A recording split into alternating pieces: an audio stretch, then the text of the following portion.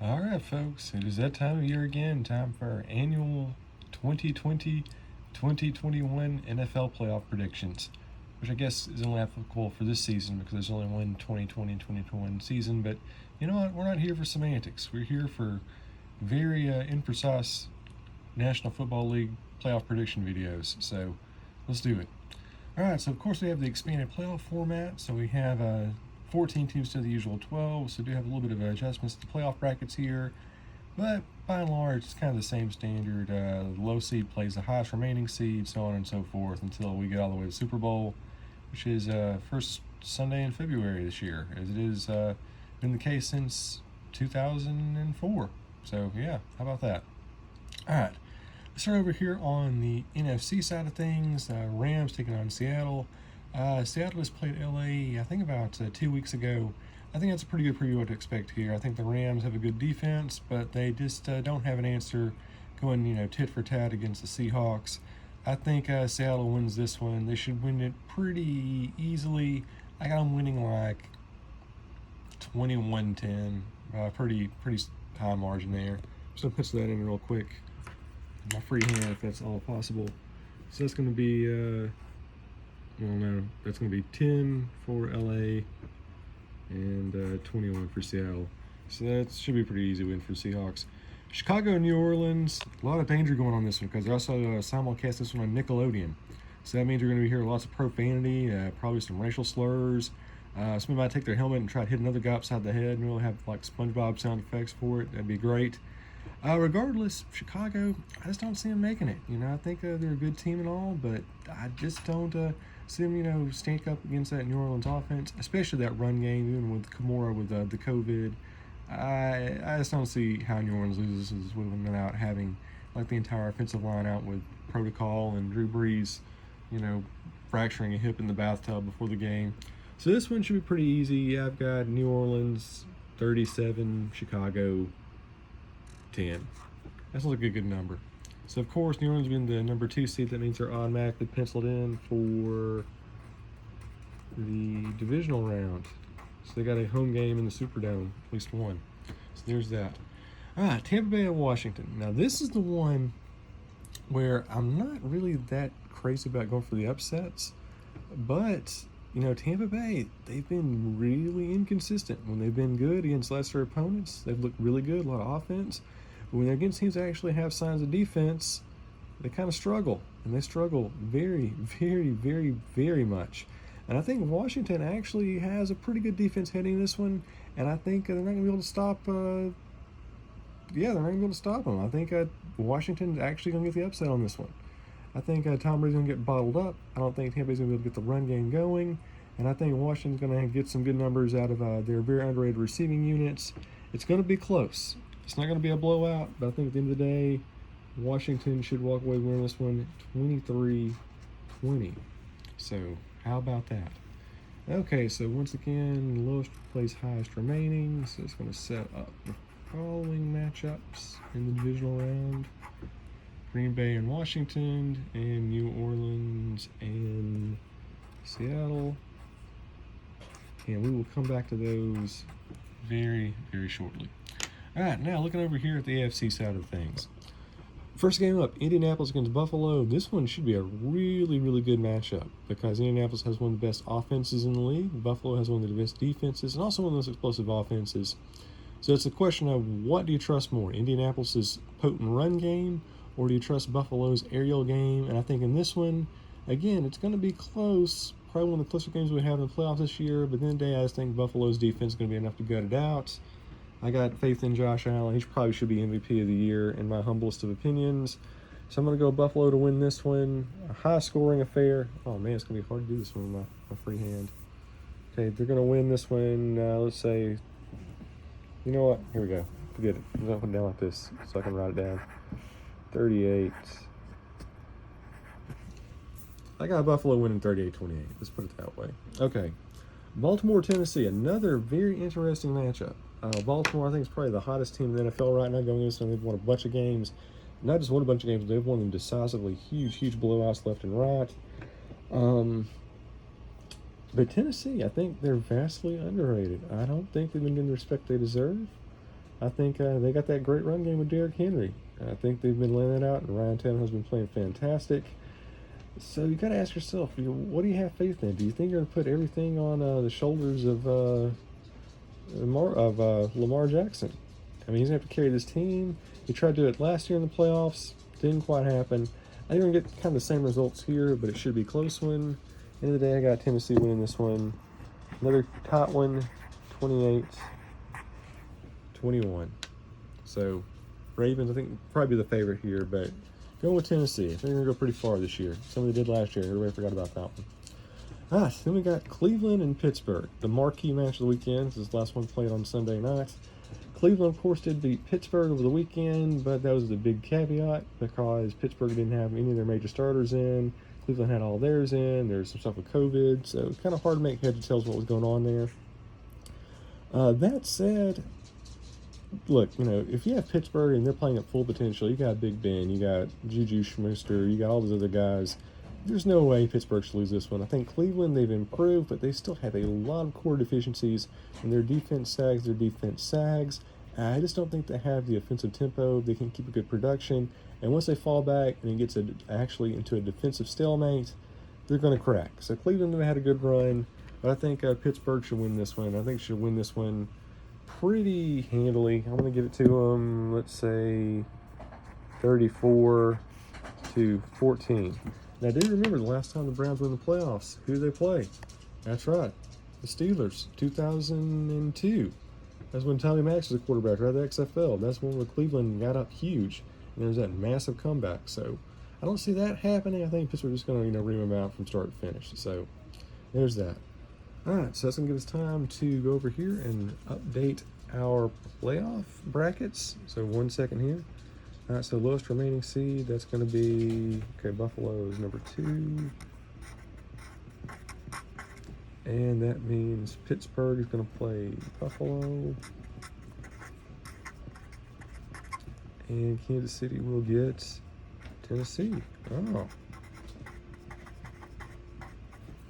So interesting little matchups we have there. All right, and that'll bring us the divisional round here. So this is going to be the playoff games 2 weekends from now. All right, so we're going to go back to the NFC here. Green Bay versus Washington. Of course, Washington coming off that huge anticipated upset over the Buccaneers, which really, when you look at it, really shouldn't be that much of an upset statistically, considering, how both teams handle their run game differentials. But Green Bay against Washington, I think that's going to be the blowout we all expect it to be. I think Green Bay's going to go in there and just basically, manhandle the team who doesn't have a nickname or a mascot because of reasons. So Green Bay should win this one. I think they're going to win this one about as handily as you can win a football game. I think they're going to blow out Washington 48-10 in an absolute larfer. New Orleans and Seattle. Every time these two teams play in the playoffs, or even the regular season, interesting things happen. This should be a really, really good one. I got it being a very close affair, one of the best games of the entire playoff year. And I think New Orleans, they just have a little bit more oomph to that passing game. I think Drew Brees and even Taysom Hill a little bit more consistent. Not saying better, I'm not saying more accurate. I'm not saying any of these things. I just think they have a more consistent aerial attack than what Russell Wilson's been putting up this year for Seattle. So I got New Orleans winning a very, very close one. I got them 28-21. I don't think the run game is going to be as big of an equation, even though both teams obviously can carry the ball on the ground pretty well. It's come down to passing, and when it comes down to a passing affair, kind of hard to go against Drew Brees, even against Russell Wilson. So very narrow win there, but New Orleans gets it. All right, over on the AFC side of the equation, Kansas City at Arrowhead hosting Tennessee. Now, people, like I've been saying, they've been sleeping on the Titans all year. This is a team that made it all the way to the AFC Championship game last year. No one has said anything about the Titans this year. No one's talked about how consistent Ryan Tannehill's been. Surprisingly, people have been talking about how great of a year Derrick Henry's been having. This guy's out there putting up, 200-yard games consistently. The guy's an absolute monster. But we have been hearing a lot about Patrick Mahomes. We've been hearing about Travis Kelce. We've been hearing about all those guys. They are good. They're a great offensive unit. No doubt about that one. That's coming from a Raiders fan. Hard for me to say that, but I got to be honest with you. They're very good. They got a great passing game, but two things have shown up. They've got some problems with their defense. their run game, if you can stifle it and bottle them up and put a little bit of pressure on Patrick, things can happen. And I think Tennessee, they got the winning formula here. Apply just enough zone pressure, keep the run game steady, and just outscore them. That's what you got to do. Sometimes you don't beat the Chiefs, you just put up more points than they do. And I think Tennessee has that capacity thanks to that very, very stellar run game. It's an upset, I know. It's a score fest, I know. But at the end of the day, I'm going to go with Tennessee to get the monumental upset over the Chiefs in a absolute Madden fest. Or it's more like an NFL Fever or NFL Blitz game from 2009 or something. Tennessee should beat Kansas City 41-38. Should be a heck of a game. So there you go. It's my major upset. Then Buffalo, Pittsburgh. Good old-fashioned AFC slobber knocker here. Both these teams play very similar styles. They both come from decrepit, dying industrial Rust Belt communities. Big Ben, I think he's going to have a good performance against Cleveland, but I think this one he's going to play like the Big Ben that we all don't want him to play as. I mean, not the one in the Georgia bathrooms. That's the entirely different Big Ben. We won't talk about that. We're talking about the one on the field. Yeah, I think this is the one where the Steelers slip up, and they slip up pretty big. I think Buffalo should handle their business quite fastly in this one. I don't really have a specific reason why. I just think you look at apples to oranges there, their pass game, run game, defense. Just the way it's been going down the last couple of weeks, Buffalo's been one of the hottest, most consistent teams coming down the pike. Pittsburgh, obviously, after having that huge, like 11-game winning streak in the year, they've fallen, lost about 3 or 4 of their last games going into the playoffs. So, yeah, kind of fizzling out there. I think this is the end of the line for them. Buffalo's going to win this one. I got it by a score of 27-13. All right, sets up our championship games and conferences. It's going to be Green Bay here, hosting New Orleans, so 1 versus 2 seed. And over here it's going to be Buffalo, of all people, getting the home field, hosting Tennessee. So the 2 teams we expected to see over there in the NFC side of the things, maybe not the 2 teams we expected to see on the AFC side of the equation. So how about that? All right, so Green Bay and New Orleans. All right, so this is that part of the year where the Saints get spread out as another Super Bowl appearance. I think it's going to be another very close game. It's going to come down to the wire. There's going to be some fluky, bad call from the refs. So I've got Green Bay winning this one 24-21. Should be very entertaining. So that's going to put Green Bay in their first Super Bowl appearance since 2011. So how about that? Tennessee, Buffalo, another good one. I think it's going to come down to the wire. This might actually take overtime to decide it. Very, very good game. I think it's going to kind of fall on the feet and cleat of Derrick Henry. I think he's got a very, very good chance of putting up 200 yards twice in the playoffs. I think he might actually push Buffalo limits on this one. But at the end of the day, it's that don't break defense from Buffalo.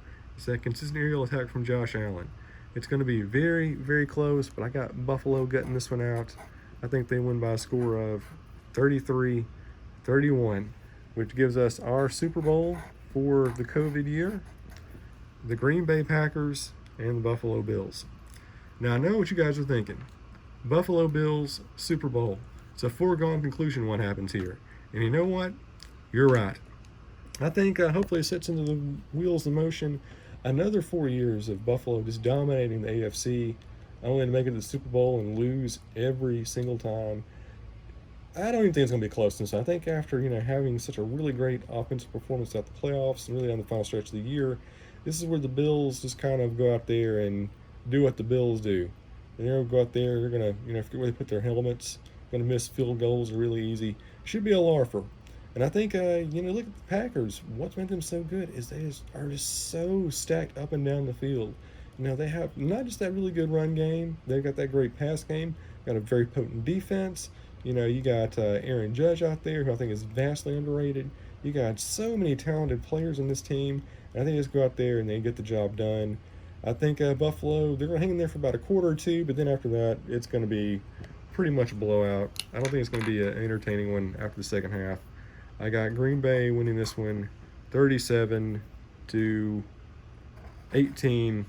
So our Super Bowl champions for the year 2020-2021 going with the Packers. So Aaron Rodgers, he gets his second Super Bowl ring, and of course, I think we all know why. He's going to be the Super Bowl MVP. He might even retire after this one, but it's all right. He's accomplished everything he needs to do in the NFL. I mean, he's won 2 Super Bowls. He's had a long, healthy career, and most importantly of all, at the end of the day, win or lose, he still gets the Rodgers rate on his insurance. So there's that. All right, so those are my picks for the 2020-2021 NFL playoffs. Got Green Bay over Buffalo. Should be an interesting one. Lots of interesting matchup there. A lot of offense, a lot of good defensive matchups. I'm looking forward to it. Should be a fun couple of weeks. All right. See you on the Chinese streaming sites, kids.